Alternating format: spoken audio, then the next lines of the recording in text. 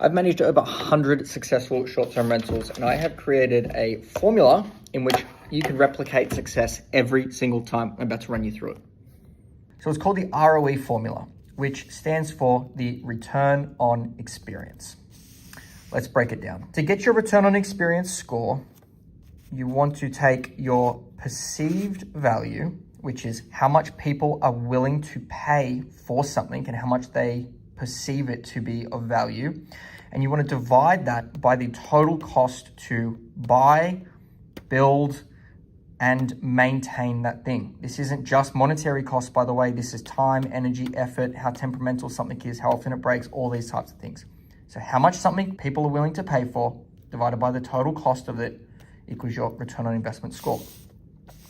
And so let's look at this from a graph perspective. You have perceived value going up on the left, and you have total cost coming down on the bottom. Bad examples of high cost, low perceived values: kitchen remodels, expensive flooring, expensive TV, cost a ton of money to put in, and they have no real value to the people that are staying in these vacation rentals. Something that has really low perceived value, but also really low costs: extra coat hangers, waterfall shower heads, cleaning supplies, things that people are already expecting. And so the perceived value is quite low. They're expecting these as the minimum, but your costs are already low on those as well. This is a really bad box to be in, and this is where most hosts are, which is what I call the perceived value trap, which is you are chasing what people want, which is high perceived value, and you're not taking into account the total costs. A hot tub and a cold plunge are very expensive to put in, they are very expensive to maintain, and they are very, very temperamental, meaning they break so often. You have to clean out and empty a cold plunge almost after every single guest.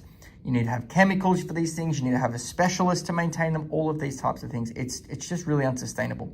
Same with things like really high-end manual espresso machines where people can really customize their coffee. This is the perfect box. Things like infrared saunas, pickleball courts, handwritten notes, etc., that have really high perceived value and really low costs.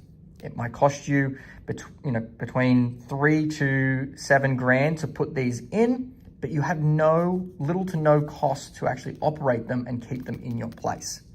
So this is the return on experience formula, and this is what we use for all of our properties and what we coach other hosts on.